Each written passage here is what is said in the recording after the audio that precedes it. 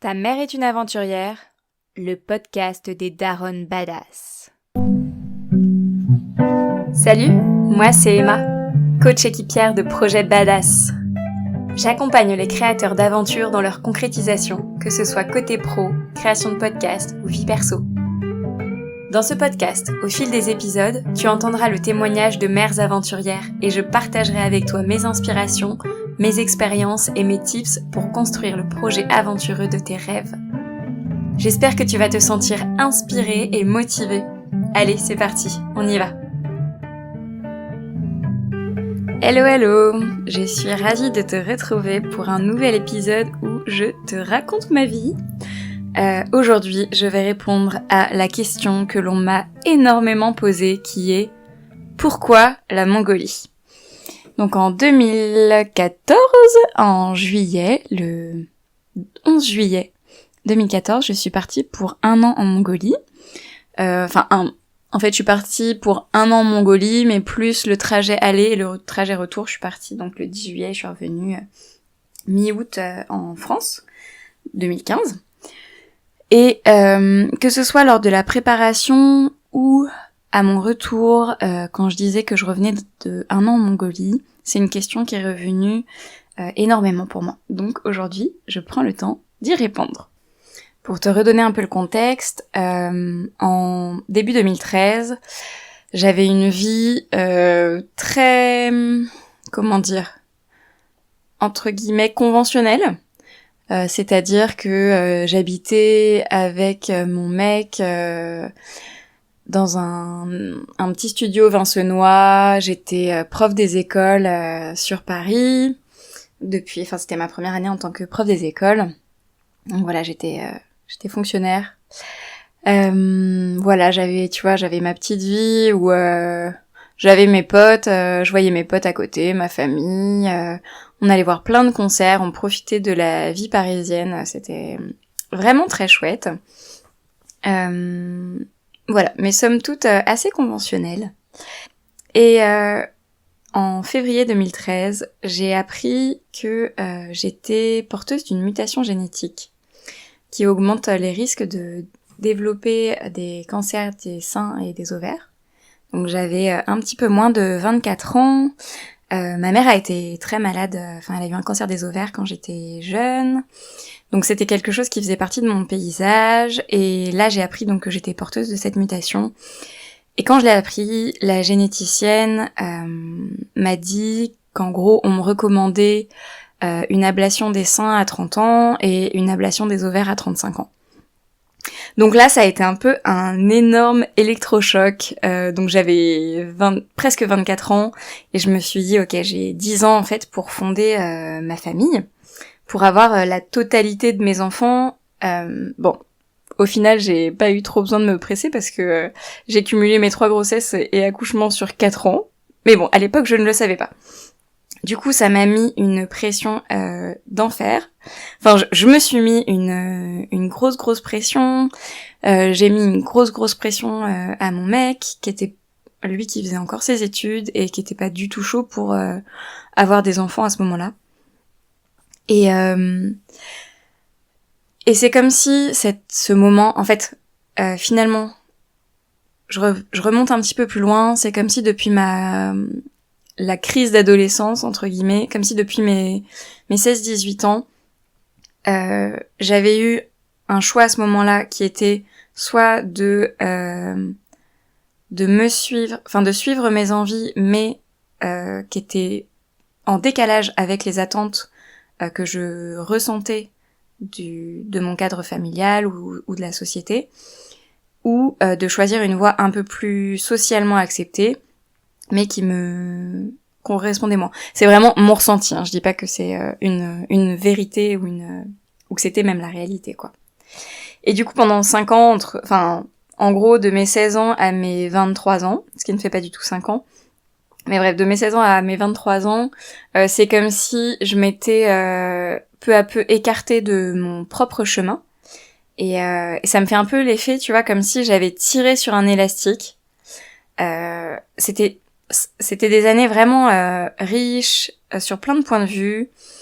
Et en même temps, tous les ans, je vivais une ou deux grosses crises existentielles où je me disais mais qu'est-ce que je fais là, tu vois. Je me rappelle, j'étais en pleine révision du concours de prof des écoles et il y a eu un moment, au moment de mon anniversaire, où je me suis dit mais il faut que je parte en fait, je ne sais pas ce que je fais là quoi.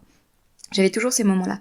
Et du coup cette idée d'élastique où tu vois, peu à peu, j'ai tiré et en fait, là avec l'annonce de cette mutation génétique et surtout avec l'augmentation, c'est comme si j'avais augmenté peu à peu la pression et que là ça avait fait un bond de pression.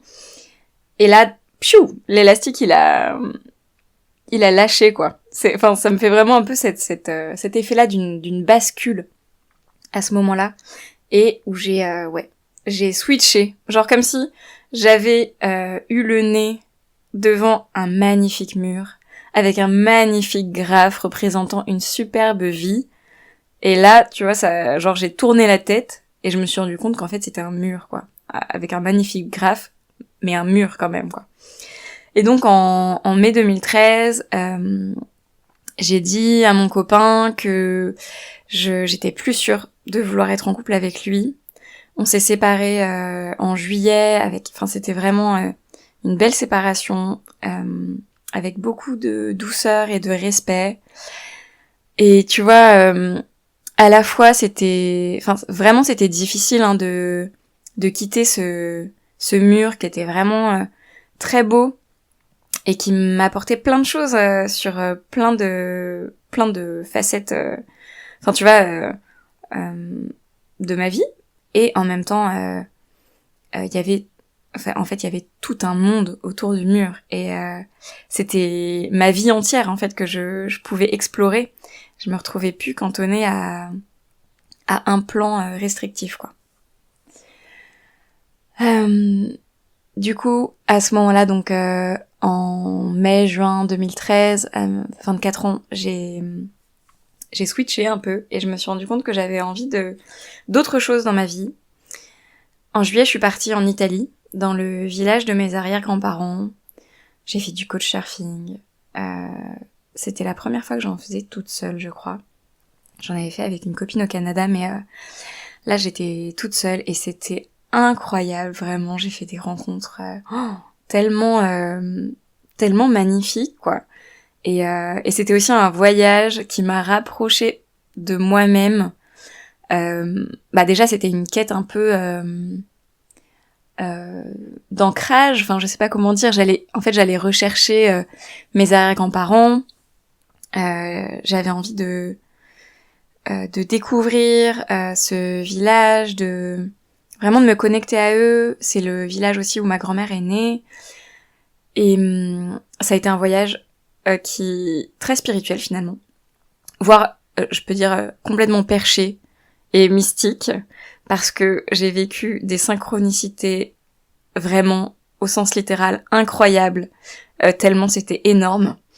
Et ensuite j'ai fait des expériences... je me suis sentie traversée dans mon corps, quoi, d'un point de vue... c'était très mystique, quoi. J'ai fait des expériences assez folles dans ce voyage en Italie. Va pas t'imaginer des trucs de fou, hein. Mais voilà, c'était vraiment très très très fort. Peut-être que je t'en parlerai plus dans un autre épisode. Et quand je suis revenue de ce voyage, qui était vraiment aussi un voyage de rencontre, comme je te disais, j'ai fait du couchsurfing et c'était génial. C'était super. Et quand je suis revenue, je savais que je voulais partir à l'étranger. Et dans ma tête, je voulais partir 1 an, quoi. J'avais pas envie de partir sur mes vacances de prof, en fait. Uniquement, j'avais envie de m'ouvrir à autre chose que ça. Et à ce moment-là, j'avais pas eu de poste pour l'année. J'étais remplaçante. Et dans mon école de rattachement, il y avait une de mes collègues qui m'a parlé d'un podcast autour du chamanisme. On en avait discuté toutes les deux. Et ce podcast, c'est un podcast avec de la chamane Corinne Sombrin, qui donc intervenait dans le podcast, dans l'émission à l'époque Les Racines du Ciel, avec Frédéric Lenoir et Leïli Anvar, qui est un podcast, une émission qui était vraiment magnifique. Vraiment, j'aimais énormément cette émission. Et donc, j'ai écouté cet entretien avec Corinne Sombrin, qui, en quelques mots, en gros, est partie faire un reportage en Mongolie, en tant que journaliste, et, si je me souviens bien, j'espère ne pas trop déformer l'histoire, et en fait, au cours de son reportage, elle rencontrait une chamane mongole, et elle est partie en transe, en fait, dans une cérémonie, ce qu'elle n'avait pas du tout prévu. Et donc la chamane lui a dit que, en gros, elle était invitée à suivre l'enseignement chamanique mongol de son ethnie, les Tsatan, des éleveurs de rennes en Sibérie. Moi, je m'intéressais au chamanisme à ce moment-là, mais vraiment, ce qui est ressorti à la fin de l'épisode, c'était pas du tout le côté chamanisme, finalement. C'était tout son récit autour de la Mongolie. C'était ce qu'elle racontait de son expérience, justement, dans cette... chez les éleveurs de rennes, de tout son quotidien, en fait, ce côté très ancré, ce côté très lien avec la terre, ça m'a vraiment touchée. Et à la fin de l'épisode, je me suis dit, mais je ne comprends pas comment je n'y ai pas pensé plus tôt. Évidemment, il faut que je parte en Mongolie. Et c'est assez marrant parce que finalement, c'est comme à chaque fois des petites révélations, quoi. Tu vois, la révélation de ce n'est pas ma vie. Je change, enfin, j'ai switché à ce moment-là. Là, c'est une nouvelle révélation, genre, il faut que je parte en Mongolie. Et il y a comme si mon cœur répondait, quoi, tu vois. J'ai besoin parfois d'une grande maturation, d'intégrer des idées vraiment avec lenteur. Par contre, au moment où c'est bon, quoi. C'est un grand oui de mon cœur. Et là, j'ai vraiment ressenti un appel, un appel de mon cœur. C'était une évidence pour moi qu'il fallait que j'aille en Mongolie à la fin de cet épisode. Je sais pas, c'était mon feu intérieur, quoi, qui disait un grand oui. Et alors j'ai quand même fait des petits papiers. Genre j'ai dû faire 8 petits papiers où j'avais écrit 8 destinations différentes pour voir un peu ce qui sortait, quoi. Et entre, je sais pas, Japon, Amérique du Sud, enfin tu vois. Et peut-être je crois que j'avais laissé un petit papier blanc aussi. Et le papier qui est ressorti, c'est le papier de la Mongolie. Et je l'ai accroché sur mon frigo. Et je l'ai gardé pendant toute cette année. Où du coup, je vivais seule dans mon studio à préparer mon voyage. Je l'ai gardé avec moi. Et il m'a accompagnée. Il était sous mon nez, quoi. Je pouvais pas l'oublier. Ce voyage en Mongolie, il avait du sens rationnellement. Franchement, il aurait pu n'avoir aucun sens rationnel. J'y serais allée quand même, hein, parce que il y avait quelque chose d'inexplicable. Je savais qu'il fallait que j'y aille. Après, j'étais vraiment dans un moment aussi charnière de ma vie où justement j'avais besoin de prendre du recul par rapport à ma vie, la vie que j'avais alors. De prendre du recul, de couper pendant un temps pour avoir un œil nouveau et pouvoir faire des choix qui me convenaient vraiment, avec plus de conscience, tu vois, être moins prise finalement dans les croyances ou dans les projections que j'avais construites et que j'avais cru percevoir de ce qu'on me proposait, quoi. Je sais pas si c'est très clair ce que je te raconte. Et du coup, ce voyage en Mongolie, il était plein de sens par rapport à tout ça, parce que du coup, c'est un pays avec une langue éloignée de la nôtre, enfin éloignée du français. C'est pas, il y a pas de racines communes, et du coup, d'aborder une nouvelle culture, un nouveau pays avec une langue totalement différente, ça m'a amené à me questionner ou à communiquer d'une nouvelle manière, quoi. Enfin, ouais, encore une fois, avoir un œil nouveau sur la communication. Et ensuite, ça me faisait une vraie coupure aussi. Il y avait que dans ma tête, en fait, qu'on parlait en français. En gros, à l'extérieur, on parlait pas français.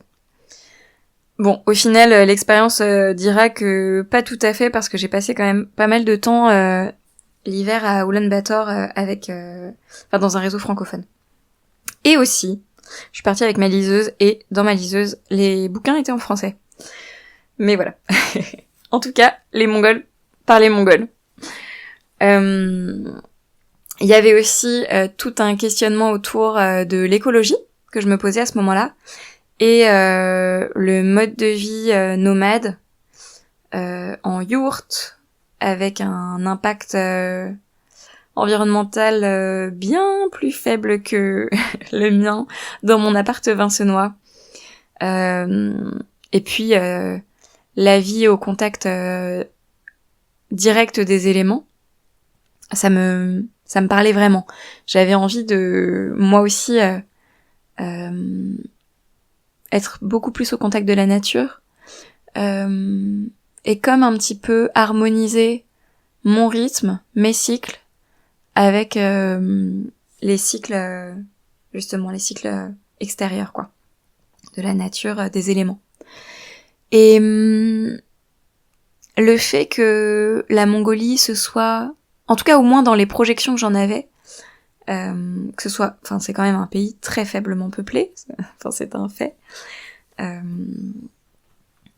C'est, tu vois, les grands espaces avec une population peu dense,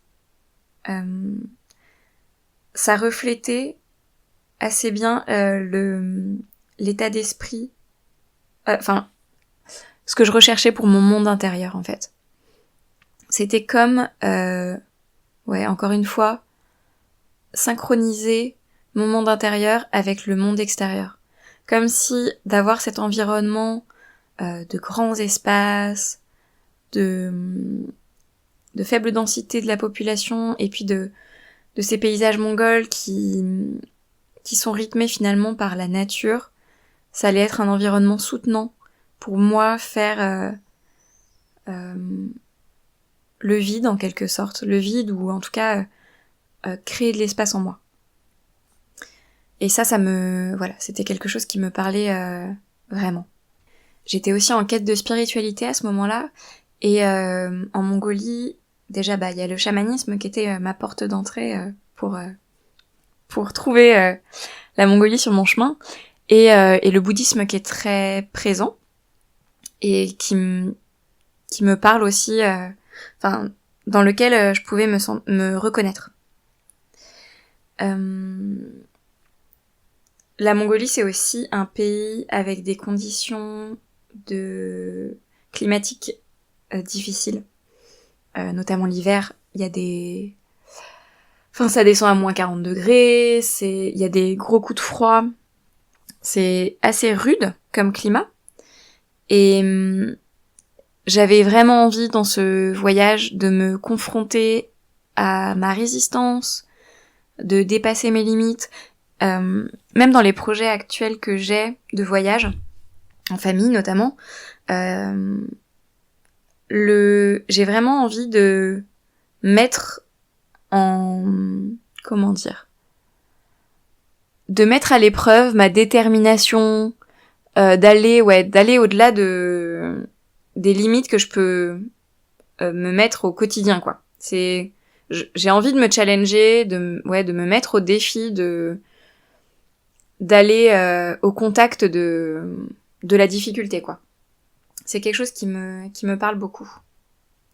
La Mongolie, c'est aussi un pays du cheval, j'ai envie de dire.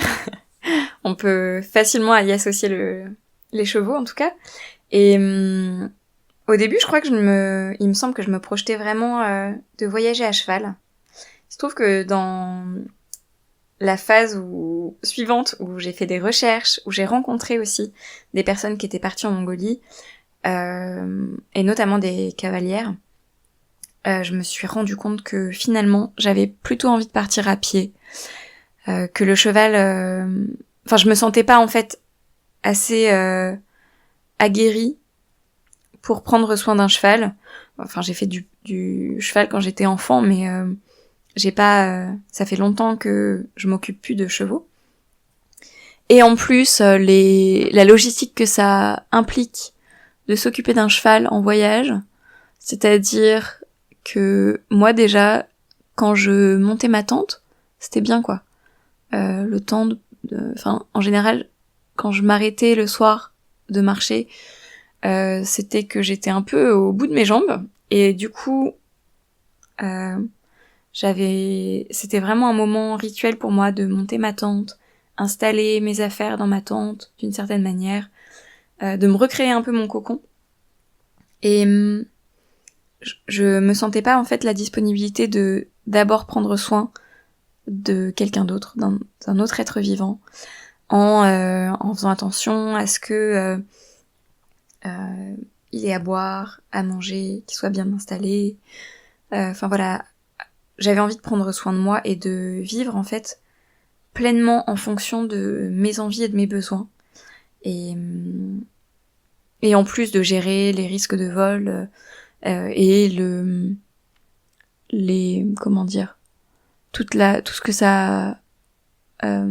tout ce qui découlait de l'achat d'un cheval, de choisir, ne pas se faire arnaquer, avoir un cheval qui peut marcher en fait. Et du coup voilà, ça s'est assez vite dessiné pour moi que j'avais envie de marcher. Et puis j'ai quand même rencontré un grand marcheur de Mongolie, Marc Allo, qui a écrit un livre sur ses périples, sur ses marches en Mongolie.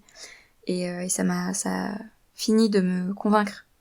Je mettrai les références du livre pour ceux qui ont envie de découvrir cet ouvrage. Et voilà un peu comment je suis arrivée à la Mongolie. Donc pourquoi la Mongolie ? Pour résumer, je ne sais pas.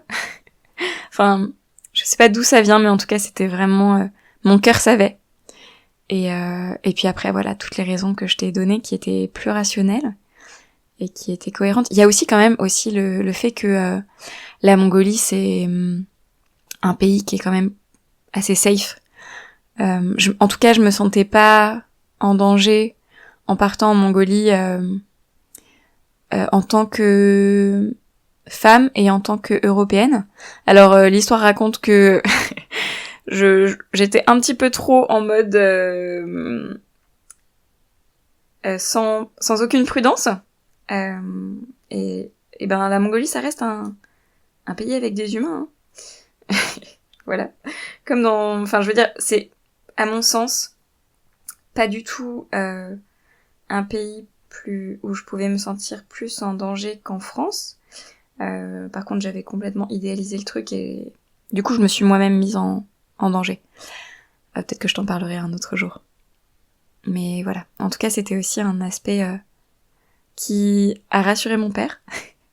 On avait rencontré un coach surfeur qui était parti en Mongolie, qui était revenu d'Inde à vélo et qui avait traversé la Mongolie et ça avait rassuré mon père d'entendre son discours et moi je me sentais vraiment en confiance en fait après avoir rencontré les gens, des personnes qui étaient parties en Mongolie, d'avoir lu sur le sujet, je me sentais en sécurité de partir dans ce pays-là en tout cas. Voilà. J'espère que cet épisode t'aura plu. Si tu penses que ça peut parler à d'autres personnes, n'hésite pas à le partager. Et puis, moi, je serais vraiment ravie de lire ton commentaire. Ou voilà. Si t'as envie de me retrouver sur Instagram, c'est sur le compte dansleventre2.venus. Et sinon, sous ce podcast, sur ton appli de podcast préféré. Voilà, je te souhaite une belle semaine. À bientôt, à dimanche prochain.